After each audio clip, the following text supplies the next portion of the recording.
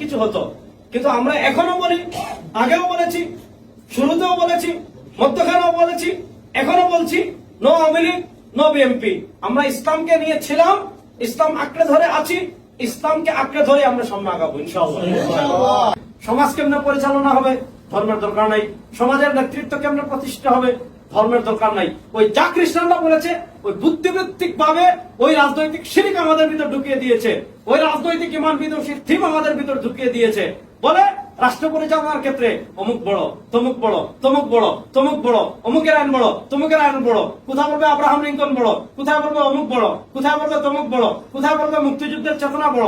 আরে না বেটা, ইসলাম যেমন ঘরের ক্ষেত্রে সবচেয়ে বড়, বাজারের ক্ষেত্রে সবচেয়ে বড়, ব্যবসার ক্ষেত্রে সবচেয়ে বড়, রাষ্ট্র পরিচালনার ক্ষেত্রেও সবচেয়ে বড় ইসলাম। এই চিন্তাটা আমাদের মাথায় এমন ঢুকাইছে, এখানে আপনি বাংলাদেশ দেখবেন, বাংলাদেশে আপনি জিকিরের কথা বলবেন, খুশি, খুব ভালো। আপনি বলবেন ভাই শুক্রবার আজকে মসজিদে জিলাপি দেবো, টাকা দেন, দিবে 5 টাকা বেশি দিবে। বলবে ভাই গরু জবাই করে মানুষকে খাওয়াবো, সিন্নি খাওয়াবো, ইসালা সব করবো, 40 করবো, 21 করবো, খুশি। এই লোককেই আপনি বলেন ভাই চোরদেরকে সরাতে হবে, চাঁদাবাজদের সরাতে হবে, টেন্ডারবাজদের সরাতে হবে, দুর্নীতিবাজকে সরাতে হবে, বিদেশে যারা টাকা পাচার করে তাদেরকে সরাতে হবে, আল্লাহকে যারা ভয় করে, মুত্তাকি তাকওয়াবান, নবীর আদর্শ যারা লালন করে, সরওয়ার দু আলম তাজদারে মদিনা জনাবে মুহাম্মদুর রাসূলুল্লাহ সাল্লাল্লাহু আলাইহি ওয়াসাল্লামের আদর্শ যারা লালন করে, এদেরকে নেতৃত্বে আনতে হবে। বলবে হুজুর আপনি তো নামাজ পড়াবেন, আপনি রোজা রাখবেন, আপনি ইমামতি করবেন, আপনি ঈদের নামাজ পড়াবেন, আপনি ইসালা সওয়াব করবেন, আপনি ইফতারের আগে দোয়া করবেন, ঠিক আছে আপনার কাজ এগুলো। অর্থাৎ আমাদের মাথায় ওই যে খ্রিস্টানদের চিন্তা চেতনা, সেকুলারিজম বলেন, ধর্ম আলাদা রাষ্ট্র আলাদা বলেন, এই চিন্তাটা আমাদের বাংলাদেশের মানুষের মাথায় এমন ভাবে ঢুকিয়ে দেওয়া হয়েছে গত 52 বছরে যে এখন আমরাও ইসলামকে বৃত্তবন্দী করে ফেলেছি। আমরা মনে করি ইসলাম থাকবে শুধু ঘরে, আমরা মনে করি ইসলাম থাকবে শুধু মসজিদে।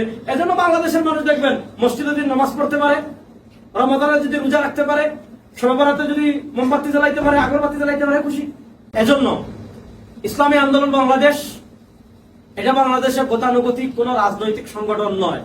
ইসলামী আন্দোলন এটা একটা ইনকিলাব, ইসলামী আন্দোলন এটা একটা বিপ্লব। এই বিপ্লবের প্রথম ধাপ হলো, আমরা আমাদের টার্গেট হলো বাংলাদেশে এই যে প্রজন্ম যারা গড়ে উঠতেছে, এই প্রজন্মের কাছে আমরা পূর্ণাঙ্গ ইসলামের মেসেজ পৌঁছাই দিব ইনশাআল্লাহ। আমরা তাদেরকে এটা শেখাবো, বাংলাদেশের ইসলাম মানে শুধু ভারতের গোলামি না, বাংলাদেশের ইসলাম মানে শুধু মোদির গোলামি না, বাংলাদেশের ইসলাম মানে যারা রাষ্ট্র ক্ষমতায় আসবে ভারতের দালালি করবে, দিল্লির দালালি করবে। ওই দিল্লির দালালি করার জন্য বাংলাদেশের মুসলমানরা জন্মগ্রহণ করে নাই, দিল্লির দালালি করার জন্য, ভারতের দালালি করার জন্য এই প্রজন্ম গড়ে ওঠে নাই। আমরা এই প্রজন্মের কাছে প্রথমত এই মেসেজ পৌঁছাই দিব ইনশাআল্লাহ। বাংলাদেশ সব দিক থেকে, ঘর থেকে নিয়ে রাষ্ট্র পর্যন্ত ইসলামকে বিজয় করার জন্য ইসলামী আন্দোলন বাংলাদেশের জন্ম হয়েছে ইনশাআল্লাহ। এজন্য দেখেন ইসলামী আন্দোলন বাংলাদেশ জন্মের মাত্র 30 বছর, খুব বেশি না। 1987 সালে আমি যদি বললাম 1987 সালের 13ই মার্চ, আজকে 2025, 40 বছরের কাছাকাছি হচ্ছে, খুব বেশি সময় না। আলহামদুলিল্লাহ আমি তো পুরো বাংলাদেশ ঘুরি, একেবারে আমার মনটা কি পরিমাণ খুশি হয়েছিল। মক্কার কথা বাদ দিলাম, বাংলাদেশের আমি গিয়েছিলাম সম্ভবত খাগড়াছড়ি থেকে ভিতরে লংগদু একটা জায়গা আছে পাহাড়ে, পার্বত্য চট্টগ্রামে, মাশাআল্লাহ। ওখানে যাওয়ার পর যখন আমাদের কর্মীদেরকে দেখলাম, আমাদের সংগঠনের লোককে দেখলাম, আমার কলিজাটা ভরে গেছে।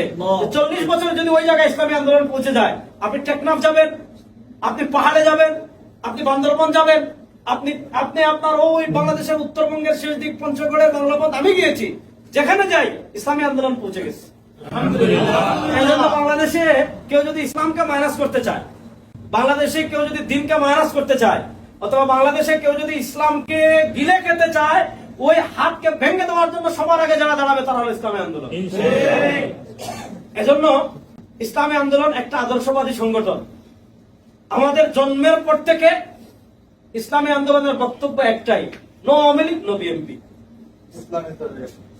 আমরা আওয়ামী লীগের সাথেও নাই, আমরা বিএনপির সাথেও নাই। আমরা মনে করি পৃথিবীতে আদর্শ একটাই, এটার নাম ইসলাম, বাস, হিসাব শেষ। এজন্য দেখেন ইসলামী আন্দোলনের উপর নানা সময় নানা অফার আসছে, অনেক কিছু হতো, কিন্তু আমরা এখনো বলি, আগেও বলেছি, শুরুতেও বলেছি, মধ্যখানেও বলেছি, এখনো বলছি, নো আওয়ামী লীগ, নো বিএনপি। আমরা ইসলামকে নিয়ে ছিলাম, ইসলাম আঁকড়ে ধরে আছি, ইসলামকে আঁকড়ে ধরে আমরা সামনে আগাবো ইনশাআল্লাহ। এজন্য আমাদের নেতা ইসলামী আন্দোলনের মোহতারাম আমির মুফতি সৈয়দ মোহাম্মদ রেজাউল করিম বিশ্বাস জন্মনাই হাফিজাহুল্লাহ, আল্লাহ হযরতকে সুস্থতার সাথে দীর্ঘ নেক কর্মমুখর আয়াত দান করুন।